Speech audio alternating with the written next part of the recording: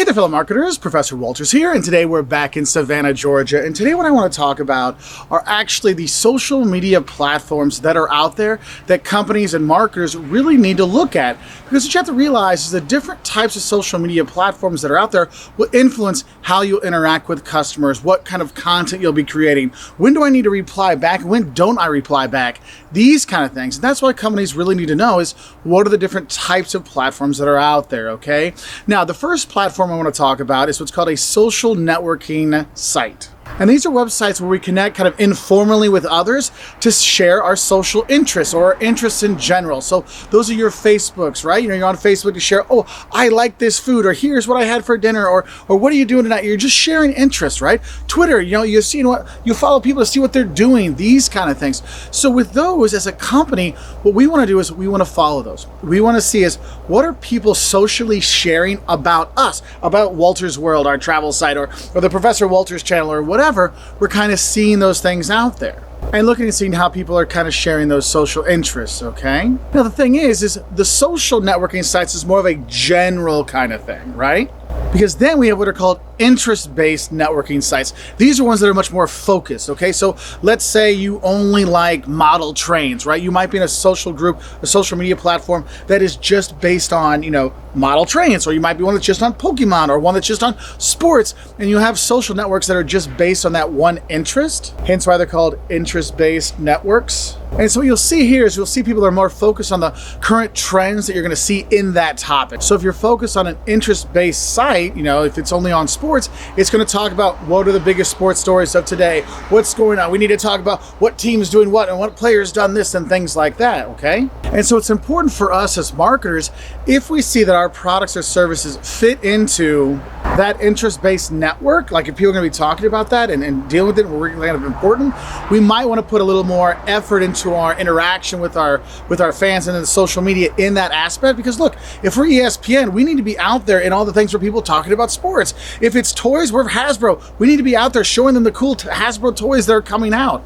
We want to make sure we're a part of that because those groups are specifically focused on an interest that's directly related to us. And going along with that, if you look at how people react to our products, the next social media site I want to talk about, or the next social media kind of platforms you'll see, are the online review sites. Okay, so that might be Yelp or TripAdvisor or Hotels.com. I mean, I know you can book stuff through those, but you go on there to see is what is that hotel like? Do they have, air conditioning? Is that restaurant good? What kind of food do they have? What are the reviews? And so these online review sites are really set up specifically to let people socially interact, let people know about what their experiences were with this service, with this product.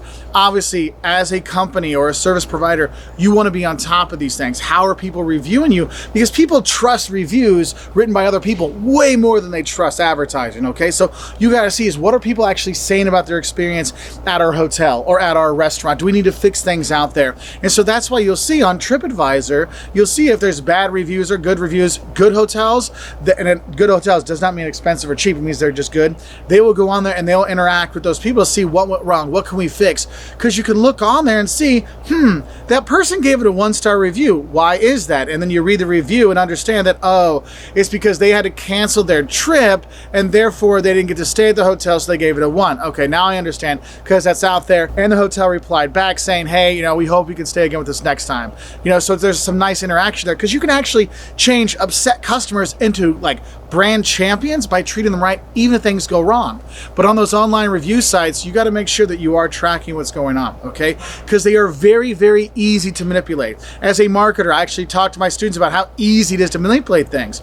If you look at TripAdvisor, go to TripAdvisor.com. Anybody can leave a review. So if I want to have a good review on my hotel, well, I'll just tell all of my friends, hey, go on TripAdvisor, go to my website, give a 5-star review, say we're clean, we're nice, we're special, and something like that.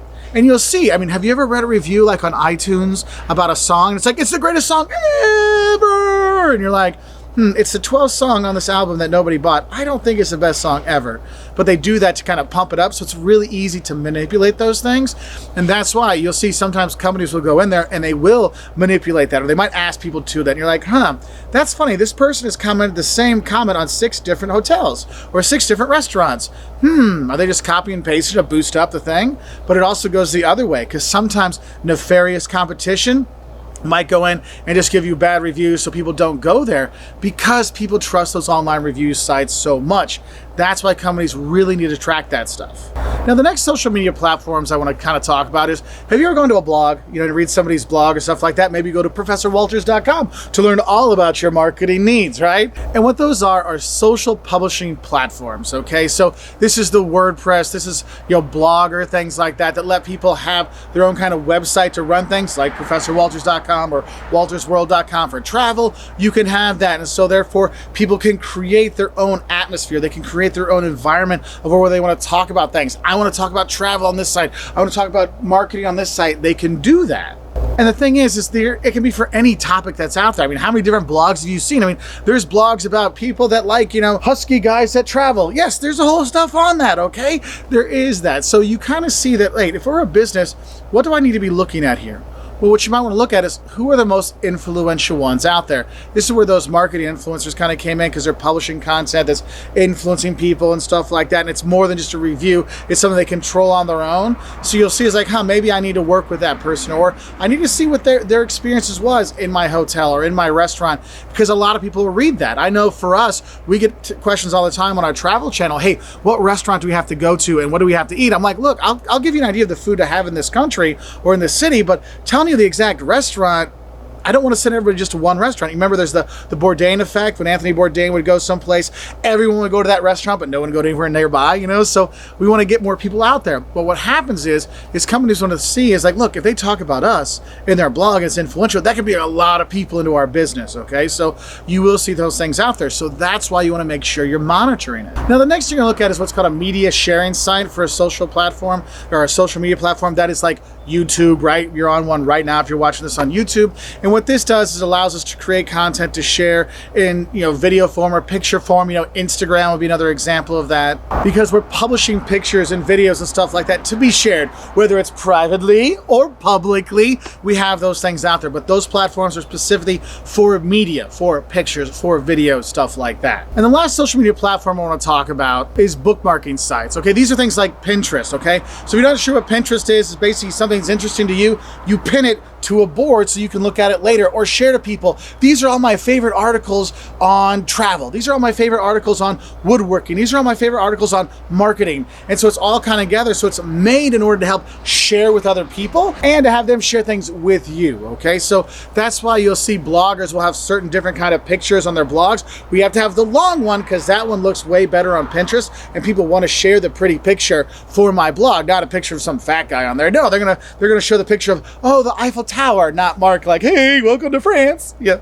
no, they're not gonna have that. So you have those different things out there. And the thing is, there's a lot of different social media platforms, so there's different kinds that are out there. These are the main ones I wanted to talk about, so you had an idea of what to look out for. Because the thing is some of these things will cross over. I mean, think about it. Instagram, in a way, is also, it is a media sharing site, but also it's a social networking site because you talk to your friends. So there's a lot of crossover in here.